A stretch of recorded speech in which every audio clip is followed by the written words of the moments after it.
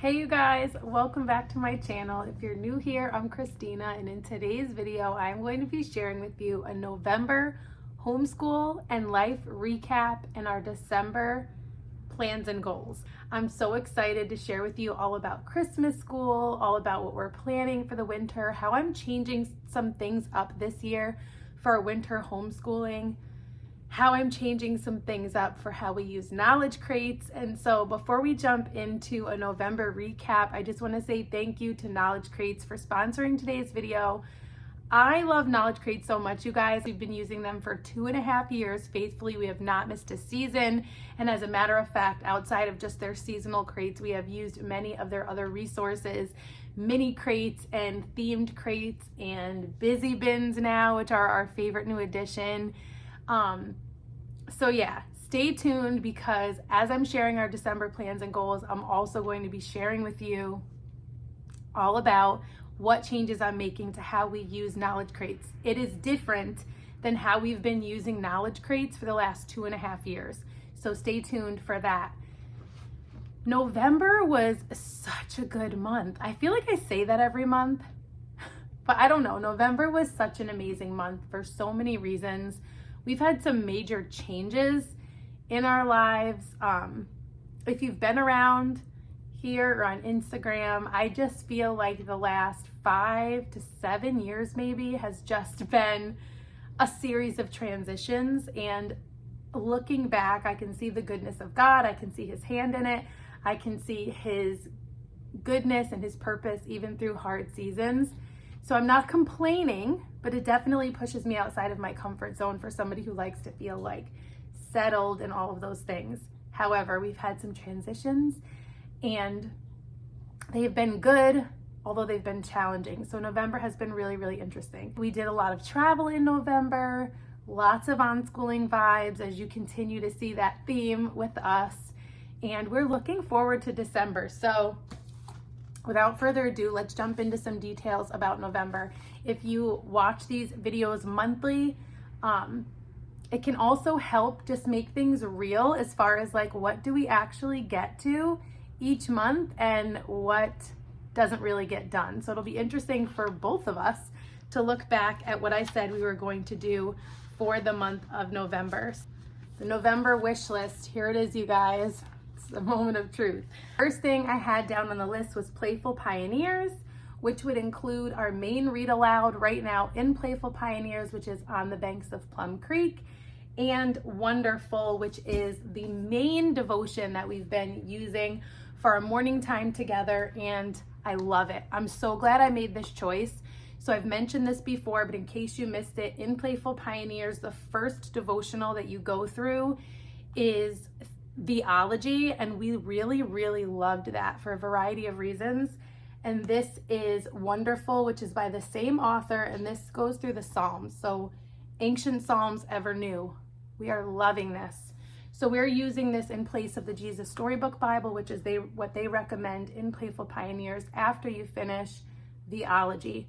So I really wanted to stick with the same author, the same style, and I really am so glad I did it.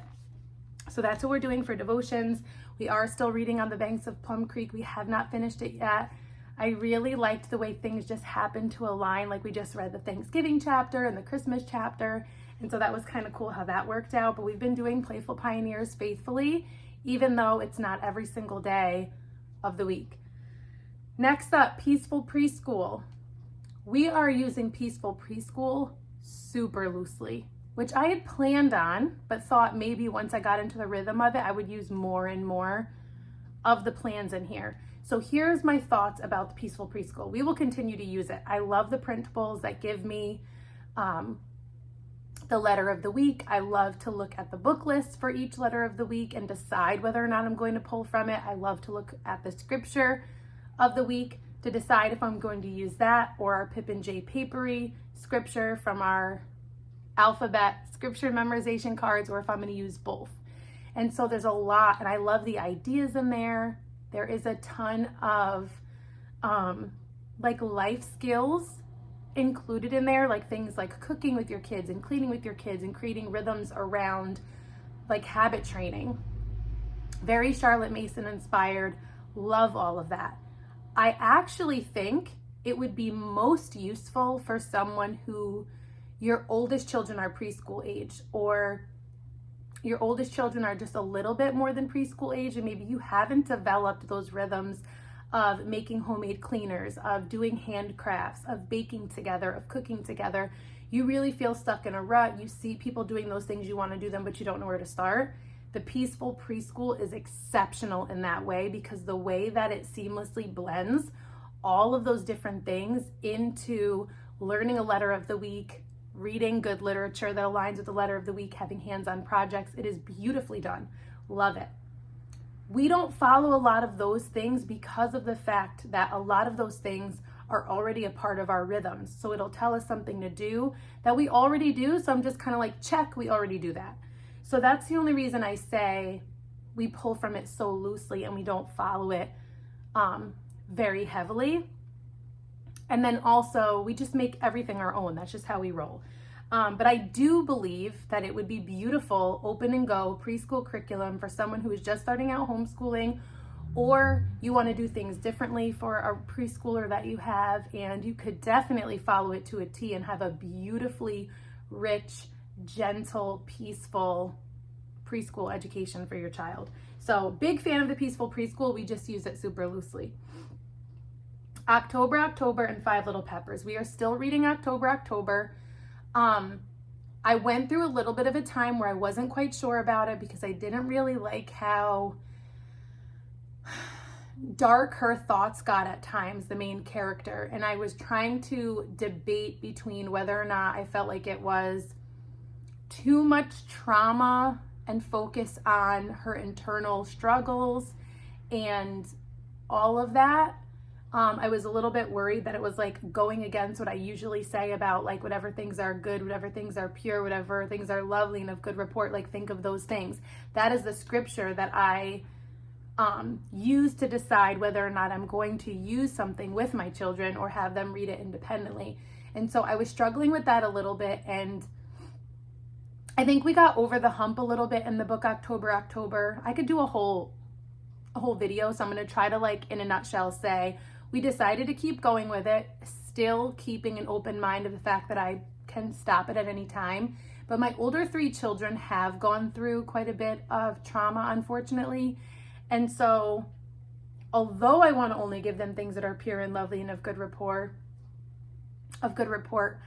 I also understand that if I only show them happy stories, that it can make them feel like they're the only one that goes through really hard things. And that's just not true, right? And so there's a balance, because you don't want everything that you read like to be like that, and then you just get stuck in this loop, or you can like overly identify with a character in a negative way. So I'm being very careful and discerning for how I use things like that. But we have continued with October, and I think it's taking a really interesting turn right now as she, I believe, is starting to mend her relationship with her mother. And so I will keep you posted. Five Little Peppers, we got really excited about it, and then it just kind of like fell to the side. I feel like it's probably a really good book, but we have so many other things that we're doing that we just never quite get to it or prioritize it. So I'm not sure if it's going back to the library, or we're gonna like wait and see if we pick it back up for another week or two. So we shall see. Survive Off the Land. We still have not started it, and I don't know how that's possible. I've been trying to start it for at least a month. We have not started it. I'm gonna hold off once again until after the holidays. So I will keep you posted. It looks amazing and I can't wait to do it. It's just, like I said, with so many other things going on, it felt like just another thing. So we're gonna hold off on that. Health and the Physical Body by the Good and the Beautiful. We still have not started that either.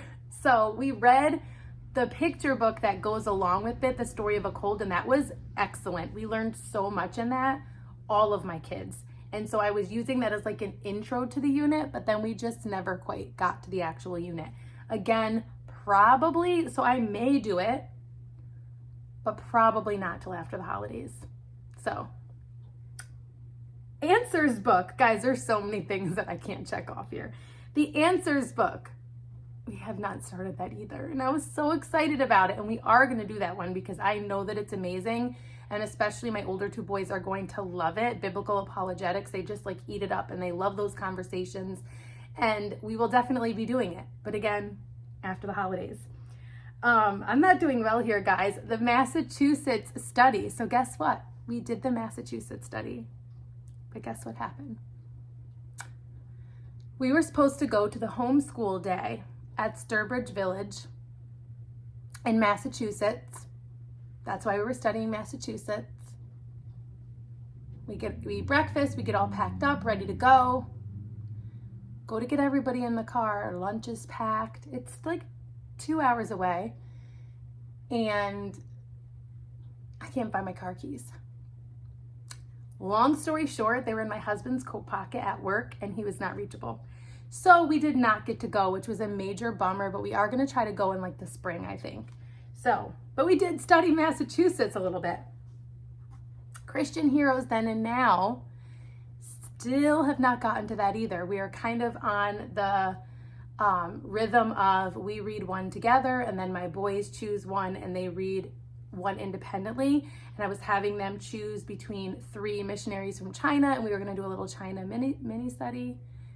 We didn't do that either. So after the holidays, homeschool retreat. So I had a homeschool retreat. If you hadn't heard about it, it was called the Rooted Homeschool Retreat. It was in the Catskills at a tiny house resort. It was a really great time. It was really special to spend some time with families, mostly families that we had not met before. A couple of my friends were there with their kids, and that was really special. We had mom's devotional time in the mornings, which was really, really special. We went on a waterfall walk and goat walks, and we made candy apples or caramel apples, and we had apple cider, and we did a Thomas Cole study, an art study, and yeah, just all the spending time with each other alongside other homeschooling families in a beautiful setting. So it was really, really special. We also spent some time at the Good Chalet in the Adirondacks. Oh my goodness, this place was stunning. It was just such a beautiful weekend. We did it for my 16-year-old's birthday weekend, which was so special. My husband was able to come, which was really special because of his work schedule and how much we travel. Like, he can't always come with us. So when he can, it's really, really special. And we just had a great time. We didn't even go on any adventures. We pretty much stayed at the cabin. It was an A-frame cabin and it was the coolest place. You definitely have to check it out. The other place we stayed that we absolutely loved too was the 80K Chalet. So this was a beautiful place. We got to bring my grandmother on this one, which was super cute. They had just decorated for Christmas and I don't know, this place was a brand new build. It was spacious. It was beautiful. They had 2 fireplaces, a fire pit outside. They were just, I don't know, it was precious. We got to cook and eat, and we did go on a hike. We hiked Clark Mountain, which is a private trail that's part of the Ausable Acres Neighborhood Association. The Good Chalet is also in there.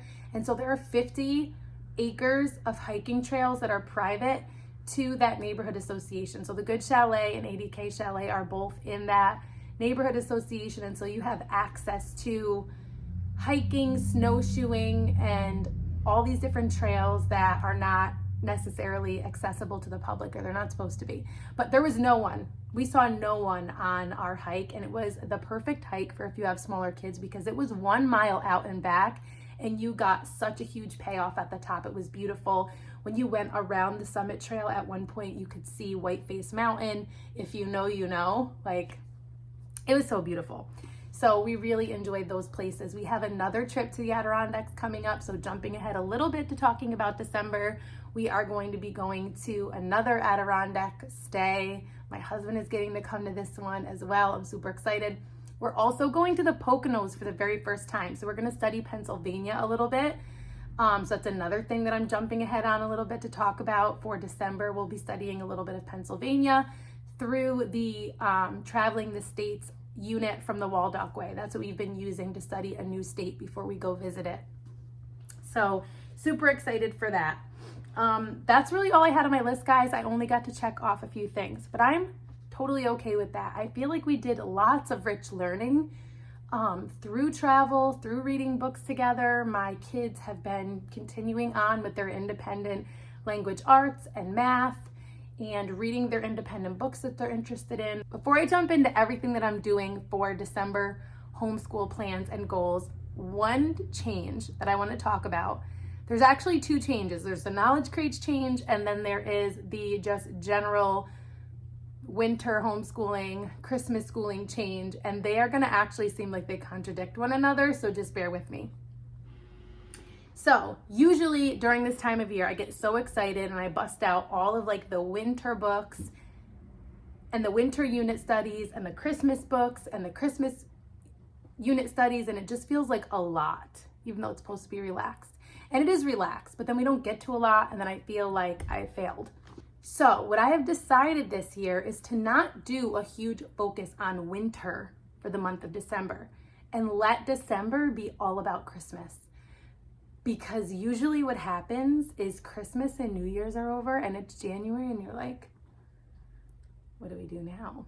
Like, we did all the fun winter books and winter activities and winter sensory play, and Christmas is over and we did all the Christmas stuff, or we didn't do all the Christmas stuff, but like, you're not doing it after Christmas. So I feel like I had this light bulb moment that I was like, just wait. Other than like a couple little things, like I like to read Goodbye Autumn, Hello Winter, which my husband actually read last night to the kids, which was cute. Other than that, we can wait on like the snow unit studies and the snowflakes, and all the winter stuff can wait until the first week of January when we're done with Christmas. Like, why didn't I think of this before? So that is what we are doing. We're just fully Christmas schooling it with a couple other things woven in that we're already doing. So we're not starting anything else new. So like, we're probably not getting to that health and the physical body unit, and we're probably not getting to that survive off the land unit, and that's okay. The one exception to waiting until after the holidays to do anything winter themed, we are going to be using our winter knowledge crates, but we probably will wait to dive into it until the last week of December, which is technically after Christmas. So I'm not really breaking the rule, but what I'm doing differently. So usually if you've been around, you know that each season I get the winter, or I get the whatever season preschool crate, and that same season school age crate, and it has worked beautifully for us. We have loved it so much, and I would probably be doing the same thing again, or maybe be doing the same thing again this season if they were both like winter themed. But the school age crate is actually space themed, which so many people are so pumped about. And I think it's really cool too. Like, so I've questioned my decision multiple times because there are such cool activities. Like, they have so much cool stuff in there that they have to put just school age in a giant box. So I was like, why am I doing this? But I feel like we've studied space so much. We did like a really long unit study one time about it, and I almost feel like we're spaced out. Like, spaced out. No pun intended. So what we're doing instead is we are doing the preschool winter crate, which is like Arctic themed. And then we're also doing the Arctic busy bin to go along with it. So they have launched their busy bins, which are amazing. That's another thing we did during the month of November that I didn't mention yet, is their woodland busy bin. And my kids loved it. Mostly my littles, right? Like, my 16-year-old was not playing with a woodland busy bin. So let me just rephrase. My 3-year-old, my 5-year-old, and my 8-year-old have had lots of fun playing with it. Super fun. There is also the preschool digital download, which we also use. There were count and clip cards and Play-Doh mats and a ton of things that we haven't even used yet in there. And so I love the direction Knowledge Crates is going in with adding in kind of more of like a unit study approach. Like, sure, you can just get your seasonal knowledge crate like you always had, or you can get your seasonal knowledge crate and the related busy bin and a preschool download, and just have it where it's like a full-blown unit study for preschool and early elementary that's just super hands-on and fun with science activities and art projects and literacy and math and literally everything. It is preschool in a box, truly. So I am so excited to share it with you. I'm going to unbox it right now with you because I'm so excited. The busy bin was all wrapped up in bubble wrap, but my littles had some fun with this already. So this is the Arctic busy bin, This is our third busy bin from Knowledge Crates. We have the Woodland Crate, we have the Nativity Crate, and now we have the Arctic Crate, and they all come in these same bins, so they stack really nicely, and they're all labeled like that. So I really love that. And then in here you get a full tube of the Safari Ltd Arctic animals, and there's an igloo in here. Then for your main sensory base, you get this blue kinetic sand, a big 2-pound bag of it. And then for like your secondary sensory material, you get this foam dough. So that'll be fun for them to create an Arctic scene. And then you have a little shovel. You have these little cups, ice cubes, these little blue and clear gems, these little palms, a bunch of snowflakes, a big snowflake, and then these twisty pipe cleaners. So they'll be able to do a whole Arctic scene, and then this will pair beautifully with books and learning activities and the animal fact cards in the winter preschool crate, which I'm going to show you next. Just so happens that my kids right now are playing with the nativity crate, and I did start them out with it all set up like the nativity scene, but they're getting creative and doing their own thing now. Do you like these bins, guys? Yeah. Okay, so right underneath the busy bin, this did not make it into the crate because it is so big, but this is part of the preschool knowledge crate. And so this is a whole Penguins on Ice math activity set. There are 110 pieces and multiple ways to develop counting and early math skills. So this says for 5 and up, and you can do them horizontally, vertically, you can do addition with them. So good for problem solving, hundreds concepts, place value, and base 10. And then here are some more of the other skills that it develops and what it includes. So this is really great. I'm excited to use this with my 5-year-old. And then here is the preschool winter crate, which is Arctic themed to go perfectly with the busy bin. Okay, so when you first open it up, I'm always shocked how much they pack in here.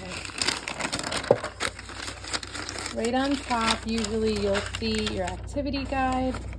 So this is going to explain every single activity planned out in the crate, along with the materials that you need, the process, the learning goals, and then extra information. So even for using that Penguins on Ice kit that I just showed you, multiple different ways to use it, sensory play, art, finger plays, more art, and then it always comes with 5 books. So Snow by Cynthia Ryland is one that we've checked out from the library before, but we don't own, so I'm excited to own this one now. This is such a beautiful book. Sneezy the Snowman is new to us. I've never heard of this one, but it looks cute. Little Bear's Special Friend. This looks adorable. And then the other 2 books must be underneath. And then so any specific kind of paper that you need will be right in the crate. So mosaic penguin art and winter scene mixed media. They recommend unwrapping these and flattening them out when you get them so that they're flat when you want to use them. This is probably for the mixed media art. Looks like there's stencils and stickers and sticky buttons and palms. These are some kind of penguin cards that I think are to go along with the penguin math kit. I love these little math journals that they put in here. This one's all about addition and subtraction.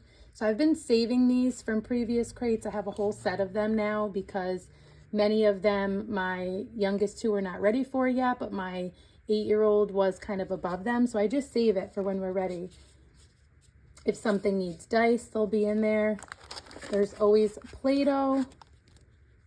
So Play-Doh and Play-Doh accessories. There are usually water beads in there, so there are water beads in here. These are all the extra materials that you would need for any of the projects. So if you need a glue stick, if you need a dry erase marker, even scissors are in here, which is great because I don't know where our scissors go. They like disappear. So we have that. Always extra little fun themed stickers just to give them something quick and fun to do. There is a set of washable tempera paint in here. This is the snowman science activity. Here are more of the books. So there's a level 2 reader about penguins, and then a level 3 reader about emperor penguins specifically. So this will be great even for my 8-year-old because this is her reading level. And then this is the fact cards for all different kinds of penguins. So that's really cute. Then we have penguin roll and cover. So here's just a fun math game. Snowflake I Spy. There is scissor practice pages here. The kids are gonna love this. They love cutting things. And then this is for the igloo Lego art.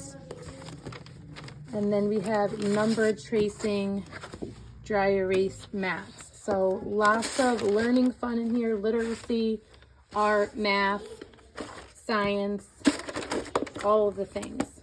So that is everything in the preschool Arctic themed winter crate. What do we have going on in December? Here's my list. I did write it ahead of time, which I don't always do, so I'm kind of proud of myself there. And I've shared some of these things before. So some of these things might be repeats, but it is what we're doing for December, so I want to talk about it.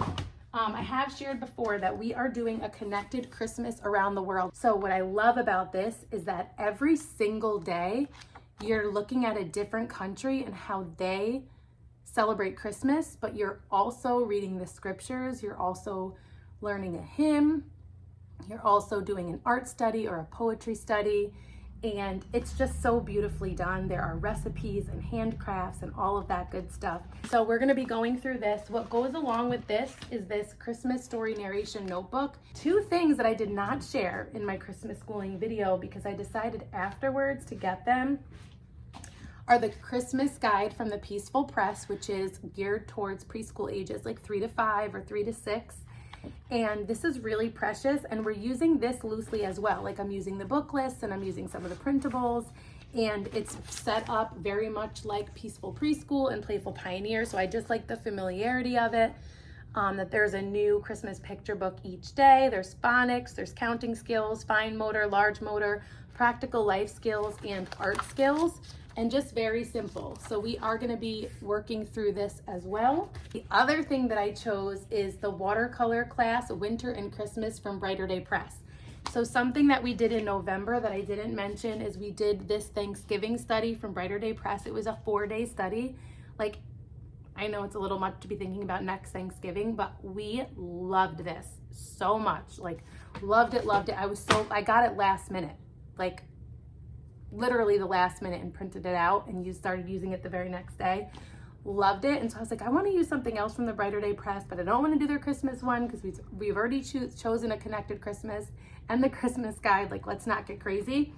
But I was looking at their resources and I saw that they had this watercolor class, and it's Christmas and winter. So we'll do the Christmas ones first, thinking about how we're doing Christmas and winter. So I'll choose the more Christmassy ones, but it's beautiful. It has the page that you can print out and just let them paint that, or they can sketch it and paint it. But I cannot wait to do this. So we're going to be doing these winter and Christmas watercolor tutorials, and I'm really excited to do these with my kids. These are from Brighter Day Press. I will link them down below because I know I haven't shared about them a ton. We did loosely use their summer guide, which we really, really loved as well. Christmas books, tons of Christmas books. I'm going to be sharing on Monday actually a video all about how I've been incorporating all of these different things to where it doesn't feel overwhelming, where they hopefully seamlessly blend. I show you how I've set up my playroom for Christmas school, how I'll be rotating books, how I'm going to be swapping them out, some of the books that we're using from the different guides, and then just some of our favorites. So Monday, if you're like, yeah, all of this sounds great, I like this, but how do you do this?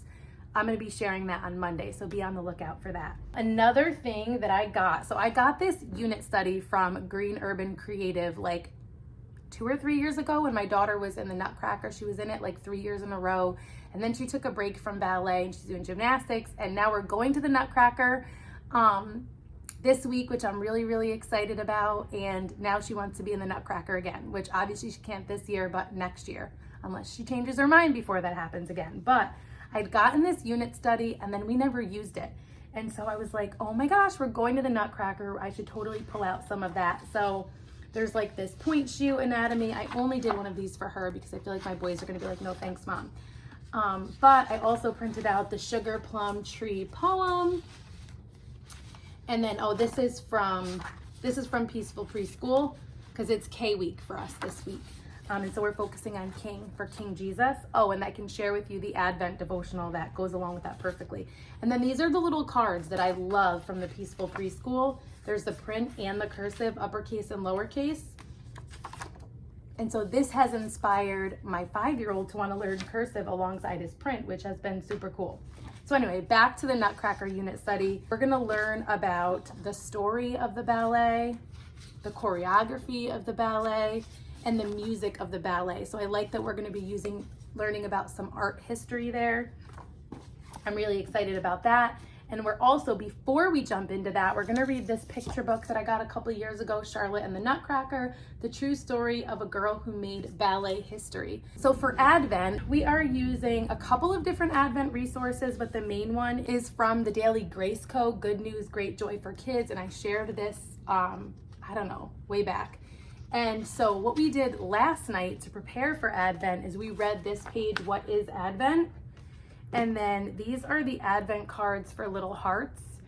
And these explain different aspects of Advent. So we choose like the specific Advent one last night to explain to the littles like what exactly is Advent. And then this gave more information for them and then the older kids about what Advent is as we prepare our hearts. And then they have these Advent candle cards. And so we read kind of about the purpose of Advent candles and how they're used and kind of the tradition of that. So I did that last night in preparation for this weekend, us actually officially starting Advent. But this is my point.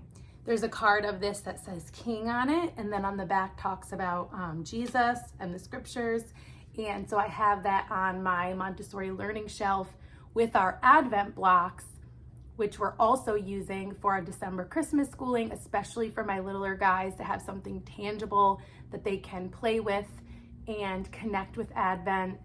And also the little devotional, Advent devotional that goes along with that is called The King is Coming. So it just worked out really beautifully in that way. I love when that happens. I wrote down finish October. We will continue reading October, and On the Banks of Plum Creek along with our Playful Pioneers curriculum. And again, I have figured out a system that I think is going to work really well to continue with Playful Pioneers during our Christmas schooling month without it feeling overwhelming. So again, check out Monday's video for exactly how I'm planning that out.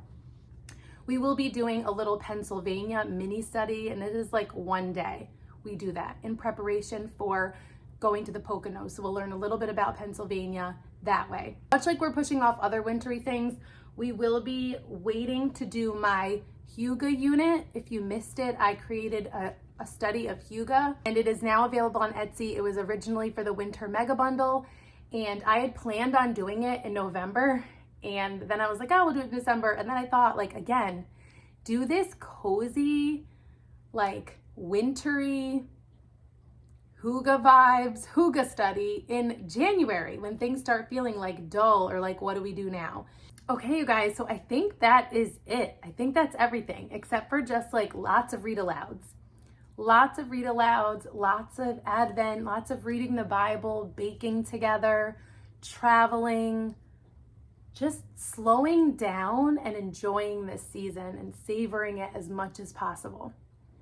So I hope you enjoyed this video. Let me know how your November was. Let me know what your December plans and goals are. If you're new here, introduce yourself in the comments below. I love to get to know you guys. Stay tuned on Monday for a planning video where I show you how all these things are going to come together in the month of December to just really give a relaxed approach to homeschooling. If you're not already following me on Instagram, you can follow me over there at rooted_homelife. I hope to see you soon in one of my next videos, and until next time, stay rooted.